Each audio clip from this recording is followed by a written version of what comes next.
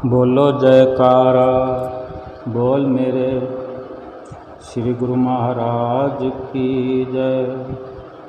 सभी गुरुमुख प्रेमियों से सप्रेम जय सच्चिदानंद। एक दृष्टांत है, इसी दृष्टांत को सुनकर समझकर जीने का तरीका सीखते हैं। एक व्यक्ति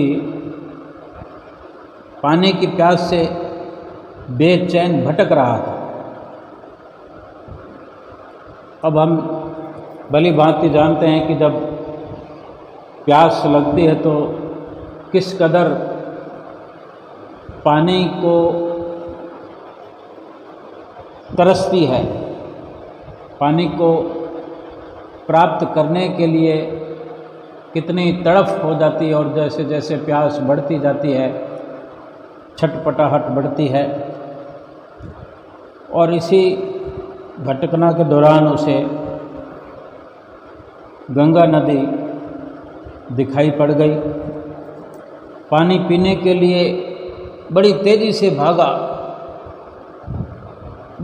से भागा नदी की ओर कि तुरंत जाकर प्यास बुझाऊं, पर तेज भागम भाग के कारण नदी के किनारे पर पहुंचने से पहले ही बेहोश होकर गिर पड़ा।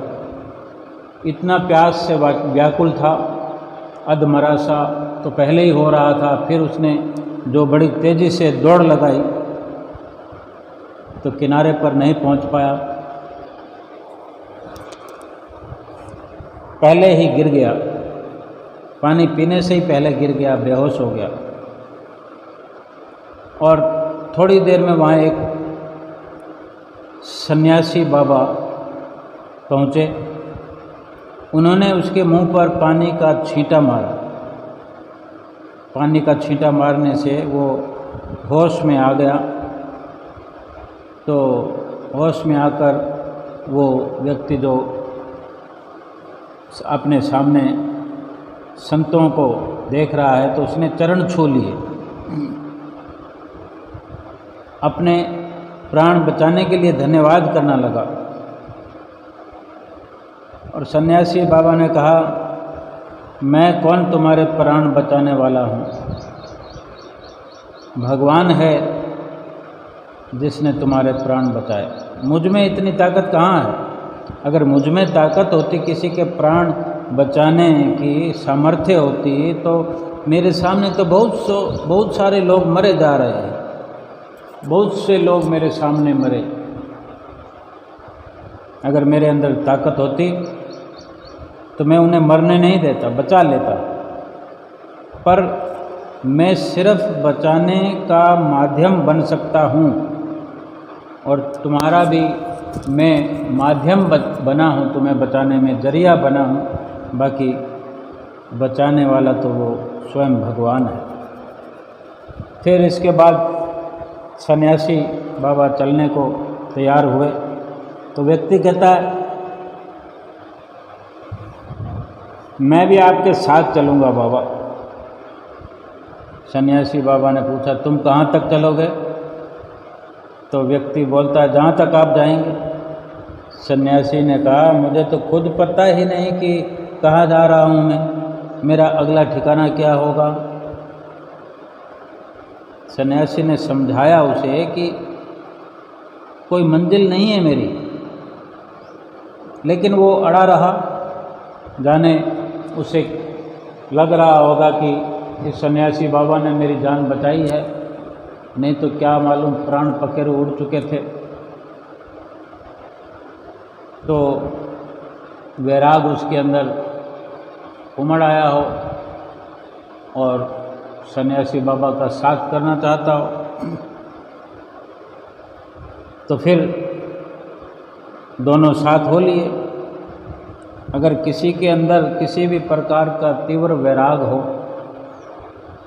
किसी प्रकार की कोई तड़प हो, तो वो उसमें पूरा उतर जाता है उस वस्तु को पाने के लिए, उस मंजिल पर पहुंचने के लिए। दोनों चल पड़े तो कुछ समय बाद वो व्यक्ति कहता है कि मन तो कहता है कि आपके साथ चलता रहूं, देखो अब विचार बदल रहे हैं। पहले वो कहता है कि जहाँ तक आप जाओगे वहीं तक चलूँगा, अब बीच रास्ते में ही विचार बदलने लगे। ये मन है जो थोड़ी थोड़ी देर में हमें भटकाता है, भगवान के रास्ते पर चलने नहीं देता, भजन बंदगी करने नहीं देता। अगर मन भटकाता ना होता, भगवान के भजन में लगने देता हमें, इस जीव को, हमको स्वयं लगता भगवान का भजन करने में, भगवान की भक्ति करने में, तो आज संसार दुखी ना होता।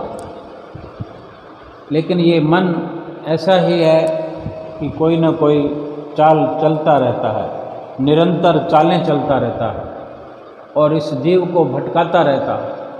थोड़ी थोड़ी देर के लिए वैराग उत्पन्न होते हैं, क्योंकि भगवान ऐसे अवसर प्रदान करते हैं कि जीव भगवान के भजन में लगे, भगवान की भक्ति में लगे, संतों के सत्संग में आए, संतों का संग करे, भक्तों का संग करे। और वैराग उत्पन्न होने पर इस प्रकार कोशिश करता है जीव, लेकिन थोड़ी देर में वैराग छटने लगता है। मन फिर इसको, जीव को भटकाने के लिए अपनी चाल चलने लगता है और ये जीव उसमें फंस जाता है। जैसे ही थोड़ी दूर पहुँचे तो वो व्यक्ति कहता है कि आपके साथ चलने का मन तो बहुत है, लेकिन कुछ ऐसा टंटा है जो मेरे गले में अटका है, वो जान ही नहीं छोड़ता। आपकी तरह भक्ति भाव और तप तपस्या करने की इच्छा है पर मजबूर हूँ। तो सन्यासी बाबा ने पूछ लिया, भाई अपने गले में जो टंटा पड़ा हुआ है बताओ। तो उसने बताना शुरू किया कि घर में कोई स्त्री और बच्चा नहीं है, लेकिन एक पैतृक मकान है, उसमें पानी का कुआं है, छोटा बगीचा भी है। अब घर से जाता हूँ तो वो बगीचा सूखने लगेगा, पौधों का जीवन कैसे नष्ट करूँ, और यहाँ नहीं रहूँगा तो लोग उस कुएं को गंदा कर देंगे। नौकर जो हैं वो रखवाली नहीं करते, बैल भी हैं, नौकरों की लापरवाही से बैल भूखे रहेंगे, बेजुबान जानवर हैं, उन्हें कैसे कष्ट दूं। इस प्रकार इन विचारों के चलते मजबूर हूँ। बहुत सारे संगी साथी हैं जो मेरे नहीं होने से वो भी उदास होते हैं, उनके चेहरे की उदासी देखकर उनका मोह भी नहीं छोड़ पाता हूँ। दादा परदादा ने कुछ लेन देन कर रखा था, उसकी वसूली भी देखनी है, नहीं तो लोग खा पी कर गबन कर जाएंगे। अपने इस नगर से भी मुझे प्रेम है, बाहर जाता हूँ तो फिर मन बार बार अपने नगर में खिंचा रहता है। अपने नगर में समय जो है बड़ा आनंदमय बीत जाता है। लेकिन मैं आपकी तरह सन्यासी बनना तो चाहता हूँ, क्या करूँ, कुछ रास्ता दिखाओ। सन्यासी ने उसकी बात सुनी, फिर मुस्कुराने लगे। उन्होंने कहा कि जो तुम कह रहे हो वो ज़रूरी है, फिर तुम सन्यास की बात मत सोचो, अपना काम करते रहो। व्यक्ति वो उनकी बात तो समझ रहा था, लेकिन उस पर सन्यासी बनने की धुन सवार थी, इसलिए कोई रास्ता चाहता था कि मुझे मिल जाए। और ऐसे चलते चलते उस व्यक्ति का नगर आ गया। जब वो अपने नगर से सन्यासी बाबा के साथ गुजरना था तो उसे तो अपने घर जाना ही था, इस प्रकार की बात कर रहा था। तो उसने सन्यासी बाबा से बड़ी विनती की, महाराज मेरे घर चलो, कम से कम 15 दिन हम घर पर रुकते हैं, सब निपटा कर फिर मैं आपके साथ निकल जाऊंगा। देखो, कभी वैराग होता है, कभी वैराग धीमा हो जाता है, फिर कोई संस्कार उदय होते हैं, वैरागी बनने के लिए मन में प्रेरणा होने लगती है।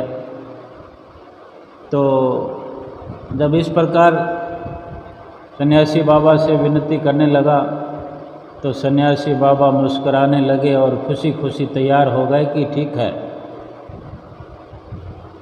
उसकी इस प्रकार की जिद से सन्यासी बाबा उसके नगर में गए, उसके घर में गए और उसको बारीकी से देखने लगे।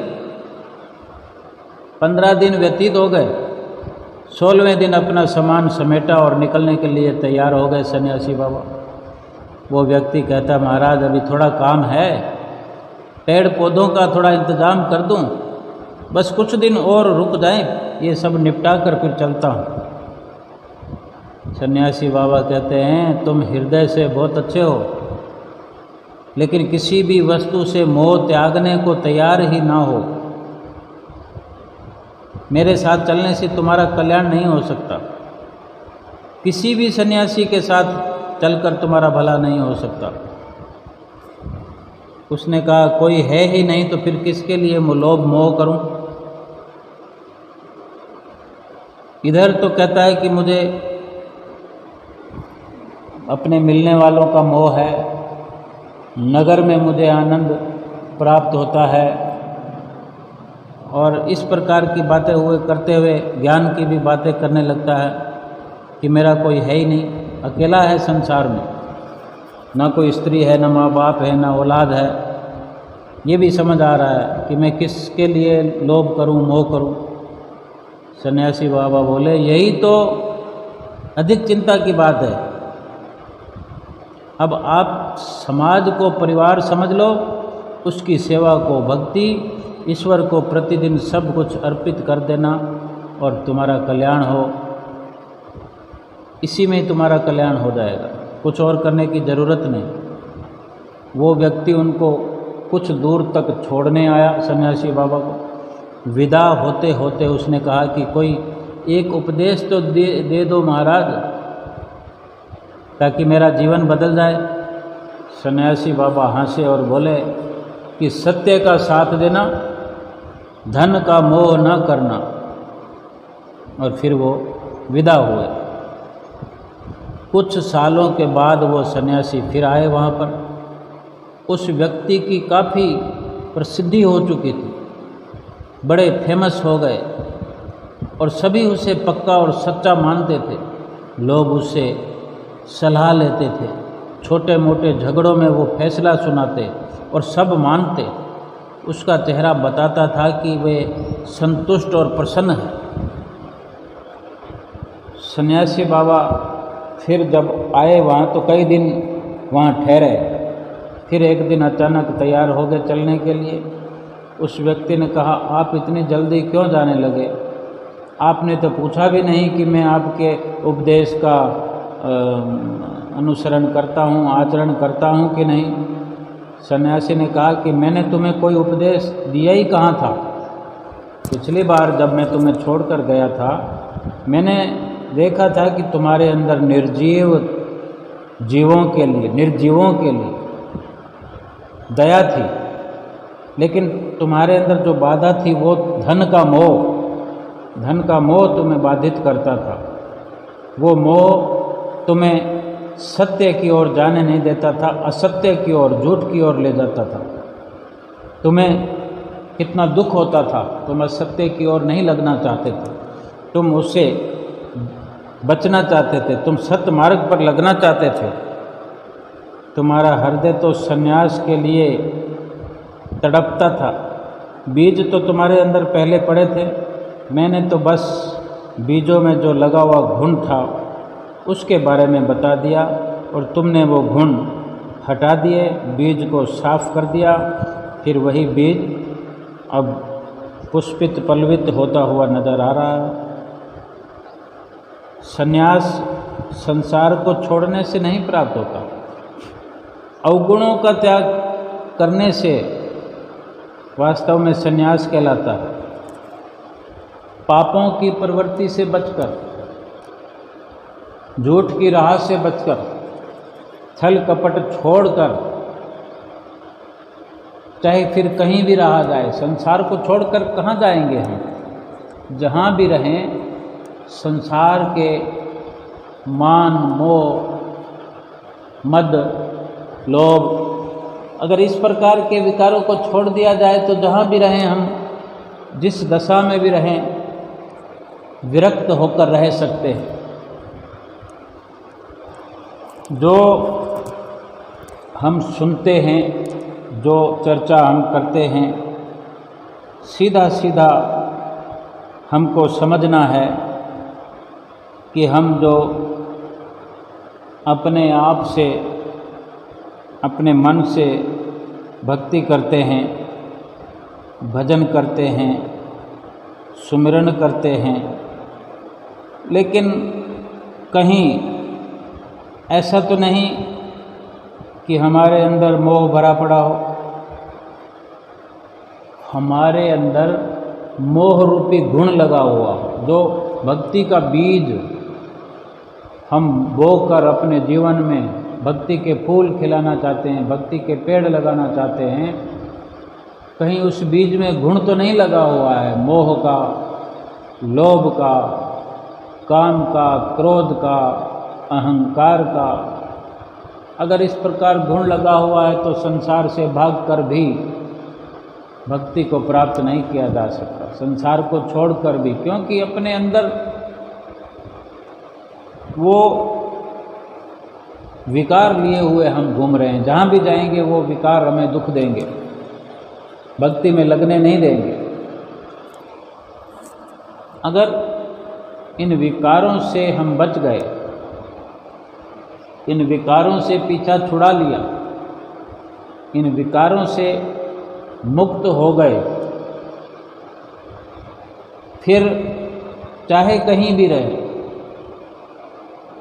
घर में रहें, समाज में रहें या जंगल में रहें, संतों के डेरे में रहें, यानी हमारा जीवन परोपकारिता को लिए हुए परोपकारी व्रती बन जाए हमारे। अपने आप से अपनी जीवात्मा पर सर्वप्रथम परोपकार करना आ जाए, और जब इन मोह लोभ काम क्रोध अहंकार रूपी 5 विकारों से, इन 5 चोरों से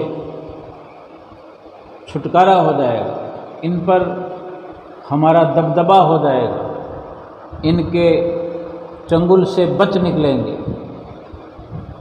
फिर तो स्वमेव अपने आप भक्ति प्रवेश हमारे हृदय में करने लगेगी। अगर जीव लोभ करता है संसार का, संसार के रिश्तों का, फिर वहाँ भक्ति तो नहीं आ सकती। अगर एक भी विकार पर हम विजय प्राप्त कर लें, चाहे काम हो, क्रोध हो, लोभ हो, मोह हो, अहंकार हो, किसी भी विकार पर अगर पूर्ण तौर पर विजय प्राप्त कर ली तो बाकी सब पर अपने आप हो जाए। अगर कोई क्रोध पर विजय प्राप्त कर लेता है, वास्तव में जो हो रहा है प्रभु इच्छा से हो रहा है ऐसा मान करके उस पर सब कुछ छोड़ देता है, तो बहुत बड़ी विजय है ये। लोभ छोड़ देता है, जब लोभ छोड़ दिया यानी कुछ चाहना ही खत्म हो गई। लोभ तो पाने का होता है ना, संसार को पाने का। अगर लोभ तो अगर भगवान को पाने का कर लिया जाए तो सारी की सारी शक्ति ये इंसान उस ओर लगा देगा, भगवान को पाने के लिए हर प्रकार का यत्न करेगा, फिर ये लोभ का सदुपयोग होगा। ऐसा भी होता है और अगर संसार से अपना लोभ हटा दिया जाए, संसार से अपना मुंह मोड़ लिया जाए, संसार के सामानों से मुंह मोड़ लिया जाए, संसार में रहते हुए, रहना संसार में ही, संसार में रहते हुए ही ये लाभ प्राप्त अगर किया जाए, ये लाभ उठाया जाए, तो फिर भक्ति को प्राप्त करने में कोई मुश्किल नहीं रह जाती, कोई बाधा सामने नहीं टिक पाएगी। क्योंकि भक्ति में जो सबसे बड़ी अड़चनें हैं, सबसे बड़ी बाधाएं हैं, वो काम, क्रोध, लोभ, मोह, अहंकार, इनके बीच में रोड़े अटकाए हुए हैं। जब इन रोड़ों को दूर करके हम अपना रास्ता साफ कर लेते हैं, तो हम भक्ति की ओर बड़ी गति से पहुंच सकते हैं और भक्ति भी बड़ी तेज़ी से हमारे हृदय में प्रवेश कर जाती है। अन्यथा संसार का अगर नज़ारा देखा जाए तो मोह से ग्रसित है। एक व्यक्ति का मकान जल रहा था, जिसने जीवन भर अपना प्रयास करके मकान बनाया। हम जीवन में जो एक मकान बनाते हैं, पूरी ताकत झोंक देते हैं उसमें। करोड़ों वाला करोड़ों के स्तर पर मकान बनाता है, लाखों वाला लाखों के स्तर पर, और हजारों वाला झोंपड़ी बनाता है, तो वो भी अपने उस ताकत के अनुसार जितना झोपड़ी को सुंदर बना सकता है बनाता है। लेकिन कोई भी अपनी अपनी ताकत के अनुसार खड़ा किया हुआ महल, चाहे झोपड़ी हो, चाहे मकान हो, कोठी हो, बंगला हो, महल हो, उसे खोना नहीं चाहता। एक व्यक्ति का मकान आग के हवाले हो गया, धू धू करके जलने लगा, और वो धाड़े मार कर रोने लगा, क्योंकि आग जो थी इतनी भयानक थी कि देखते ही देखते चारों ओर से लपटों ने घेर लिया उस सुंदर मकान को।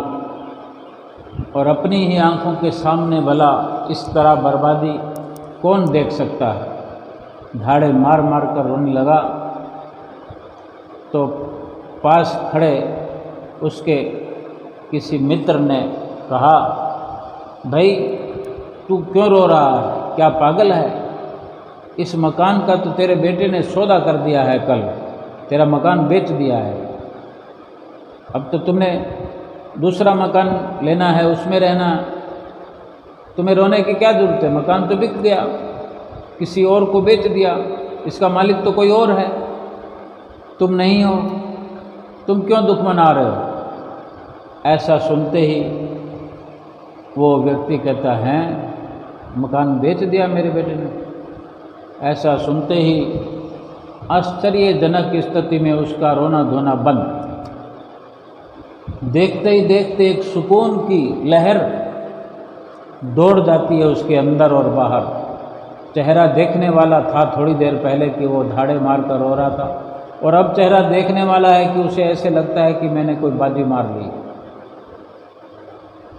ऐसा मन में विचार आया कि मैंने बहुत बड़ा लाभ कमा लिया। लाभ वाली बात ही है, क्यों कि उसकी कीमत तो अदा हो गई है। अब ये मकान किसी और के नाम हो गया है, तो उसको समझ में आने में देर नहीं लगी, उसका रोना धोना बंद हो गया। थोड़ी देर पहले रो रहा था और अब बिल्कुल शांत है और मुस्कुरा रहा। मकान वही है, इंसान वही है, लेकिन विचारों की तब्दीली हो गई और इतने में उसका पुत्र आ गया और देखकर वो परेशान होने लगे, वो पुत्र परेशान होने लगा, वो भी रोने जैसे हालातों से गुजरने लगा। तो उसका बाप कहता है कि जब तुमने मकान बेच दिया है तो फिर रोने की क्या बात है, अब तुम्हें चिंता करने की क्या बात है, ये तो किसी और का हो गया, कोई और मालिक है, हमें दुख मनाने की क्या ज़रूरत है। तो वो बेटा कहता है अपने बाप को कि मकान बेचने की बात हुई थी, लेकिन पूरा सौदा तो कल होना था, रुपया कल मिलना था, आज तो ये हमारा ही था, अभी रुपया हाथ में नहीं आया।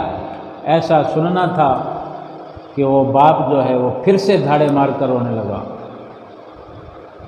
अब हम भली भांति समझ सकते हैं, फिर क्यों नहीं समझना चाहते।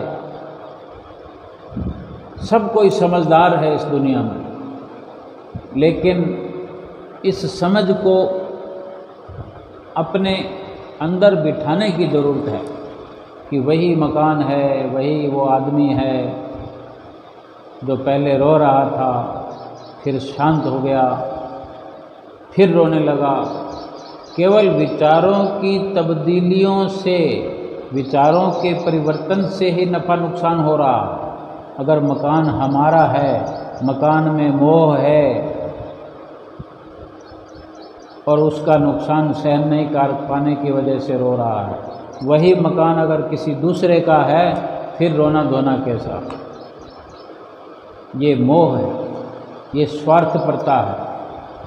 वही मकान दूसरे का होता है तो हम रोते नहीं, वही मकान हमारा होता है तो धाड़े मार कर रोते हैं कि अब तो सब कुछ खत्म हो गया। हमारा शरीर क्या जल नहीं रहा? हमें मिला हुआ है, लेकिन हम मोह तो करते हैं, शरीर को जाने देना नहीं चाहते। शरीर जलने लगे या शरीर खत्म होने लगे या श्वास खत्म होने लगे तो हम नहीं चाहते कि ये शरीर समाप्त हो जाए। लेकिन शरीर हमारा है कितनी देर तक, ये तो पता है कि आखिर तो जाना है। अगर इस शरीर से जो काम लेना था वो आज ले लिया जाए, इस शरीर के ख़त्म होने से पहले वो काम कर लिया जाए, तो क्या रोना पड़ेगा, क्या दुखी होना पड़ेगा?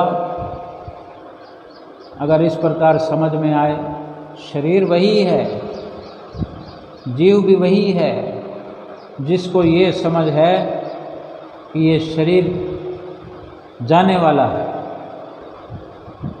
और दुख जो है वो इस शरीर के मोह का है, और जो मोह न करते हुए केवल इससे काम लेने का ही अपना मानस बना के रखते हैं कि केवल इससे काम लेना है, इसलिए शरीर मिला है, ये समझ अपने अंदर जो बना कर रखते हैं, फिर वो अपना कार्य बना लेते हैं और कार्य बनाने में ही लगे रहते हैं कि हर वक्त भजन सुमरन करते हुए, नाम जपते हुए, सत्संग करते हुए, भजन कीर्तन करते हुए, सतगुरु की महिमा का गायन करते हुए, श्री दरबार की महिमा गाते हुए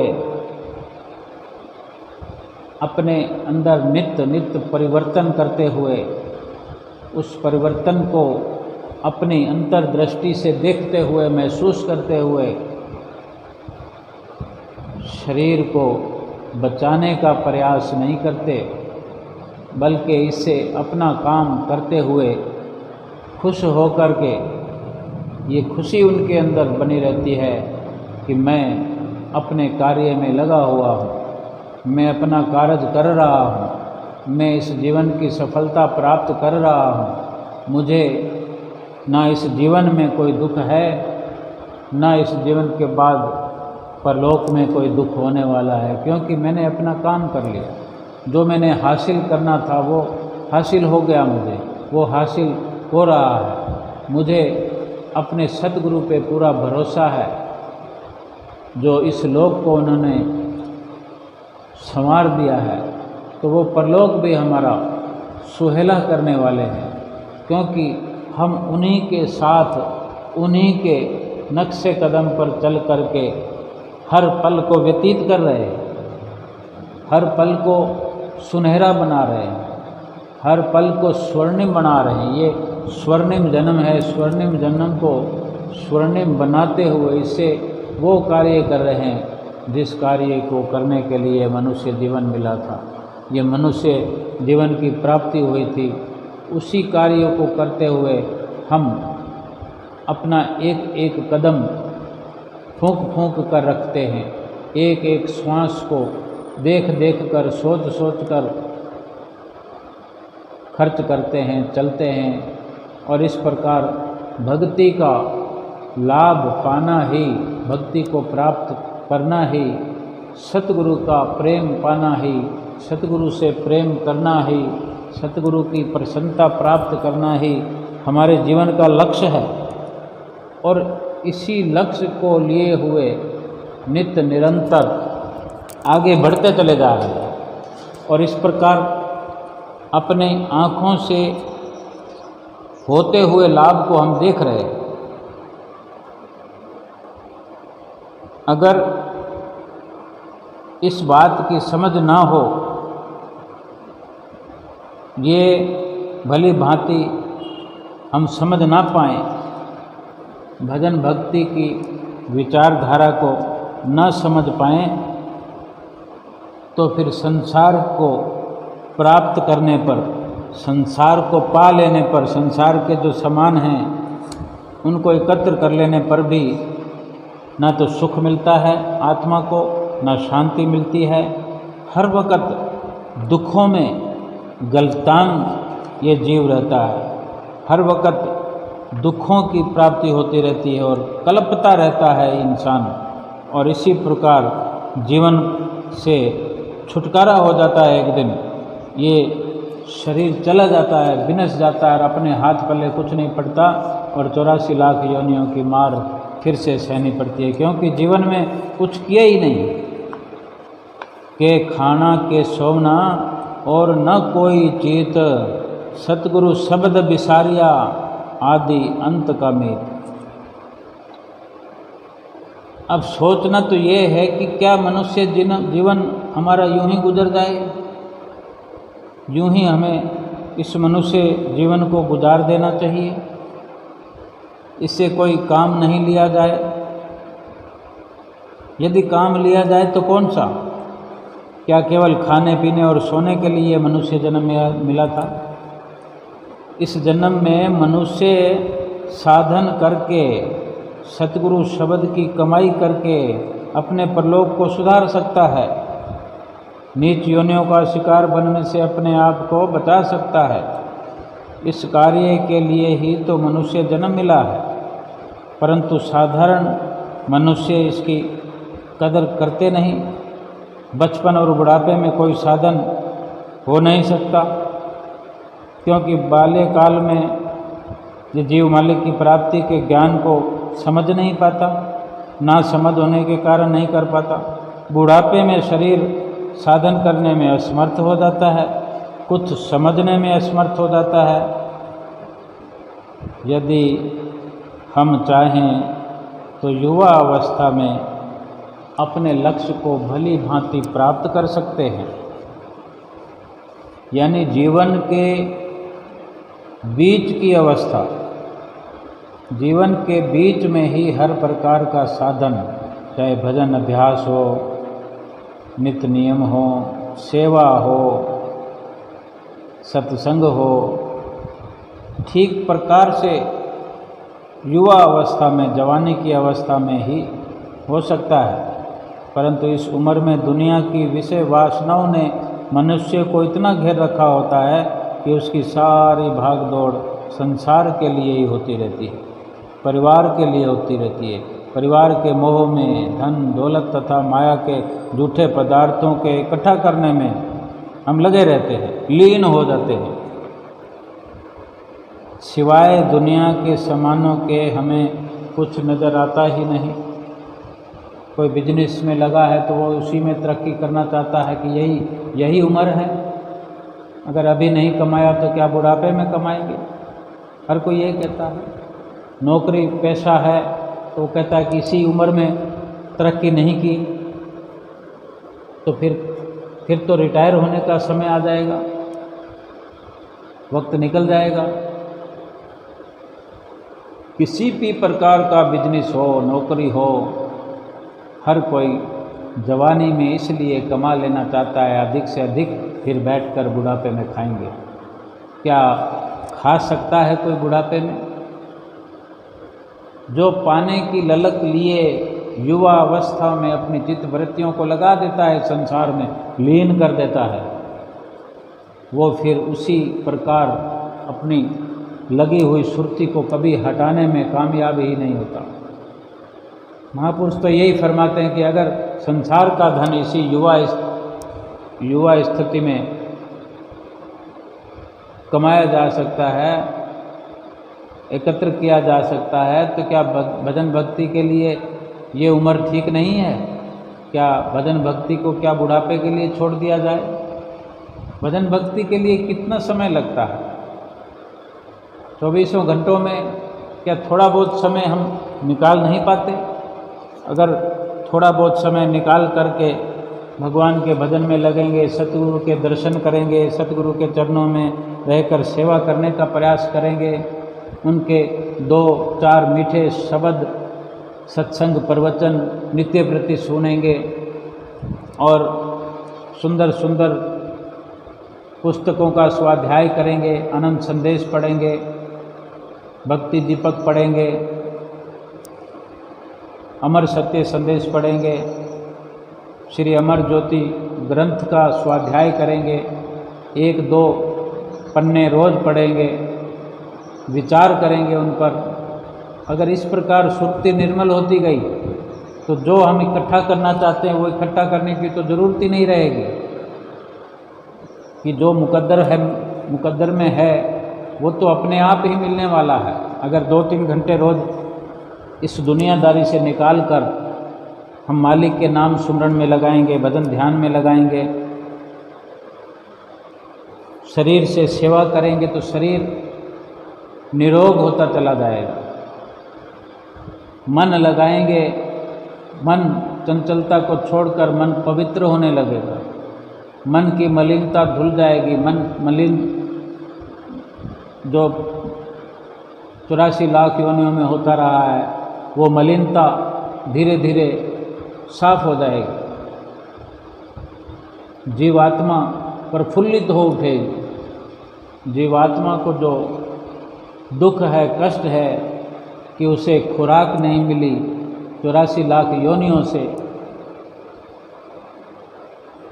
भजन भक्ति की उसे खुराक ही नहीं मिली, भजन भक्ति की नाम की कमाई की उसे भूख है, यही उसकी खुराक है। इस खुराक के मिलने से जीवात्मा प्रफुल्लित हो जाएगी। इतना बड़ा लाभ, और जो रुपया कमाना चाहते हैं वो भी कमाया जाएगा, बल्कि बड़े आराम से सुकून की ज़िंदगी जी करके हम संसार का भी धन कमाएं, संसार में रहें, संसार में रहकर अपने आप को पालन पोषण करें, अपने बच्चों का लालन पालन करें, महल माड़ियाँ भी बनाएं। लेकिन जैसे भी हो नित्य नियमों की पालना अति आवश्यक है, ज़रूरी है। वो करते हुए फिर सब कुछ आसान हो जाएगा, महल माड़ियाँ बनाना आसान हो जाएगा, संसार में रहना आसान हो जाएगा। फिर ये अच्छी प्रकार से समझ आ जाएगी कि हमारे पास इस लोक से परलोक जाते हुए जिस भक्ति के धन की ज़रूरत है, हमने वो धन इकट्ठा कर लिया है, वो धन हम इकट्ठा कर रहे हैं, और जो संसार में रह जाने वाला धन है उसकी ओर हमारा ध्यान हट गया है कि जो प्रभु की दया से, जो अपनी मुकद्दर से, जो प्रारब्ध से हमें मिलेगा, उसी से हम अपना गुजर बसर करेंगे और वही हमारे लिए पर्याप्त है। जो अपने आप मालिक ने हमारी व्यवस्था की है उसकी रजा में राजी रहना आ जाएगा, और परलोक का जो धन परलोक का जो तोषा हम बनाएंगे तो हमें पल पल ये लगेगा कि हमारे पास वो धन है जो इस लोक में भी हमारा साथ निभाएगा और परलोक में भी हमारे साथ जाएगा। और ऐसी निधि, ऐसी पूंजी जो बना करके श्वासों के बदले, मनुष्य तन के बदले ऐसी भक्ति की दौलत इकट्ठी करके इस संसार से जाएगा, मालिक के धाम में अपना मुख उज्ज्वल करेगा, खुली आँखों से प्रभु परमेश्वर से दीदार करेगा, उसे एकाकार करेगा, आंखें मिलाने के काबिल रहेगा। अन्यथा अगर भक्ति का धन नहीं कमाया तो मालिक के धाम में ये जीव अपना मुख उज्ज्वल नहीं कर पाएगा, नज़र नहीं मिला पाएगा और कितना आगे के लिए दुख उठाना पड़ेगा, कोई उसका हिसाब नहीं है। इसलिए हर पल दुख से बचने का यत्न करते हुए और परलोक के जो सारे सुख हैं वो सब एकत्र करते हुए, प्राप्त करते हुए खुशी खुशी इस लोक से परलोक की ओर जाना है, अपने घर में जाके विश्राम करना है। बोलो जयकारा बोल मेरे श्री गुरु महाराज की जय।